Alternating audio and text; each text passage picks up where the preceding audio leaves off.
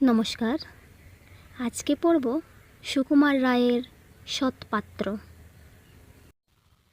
শুনতে পেলাম পোস্তা গিয়ে, তোমার নাকি মেয়ের বিয়ে।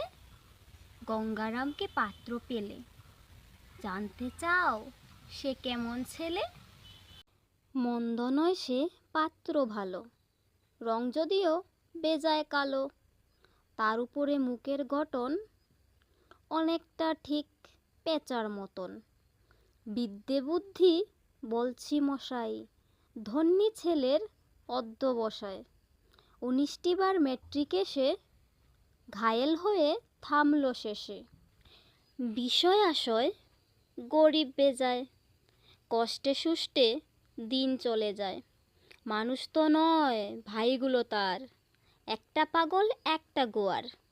আরেকটি সে তৈরি ছেলে, জাল করে নোট গেছেন জেলে। কনিষ্ঠটি তবলা বাজায়, যাত্রা দলে 5 টাকা পায়। গঙ্গারাম তো কেবল ভোগে, পিলির জোড়ার পাণ্ডরোগে। কিন্তু তারা উচ্চ ঘর, কংসরাজের বংশধর। শ্যামলাহিরি বনগ্রামের, কি যেন হয় গঙ্গারামের।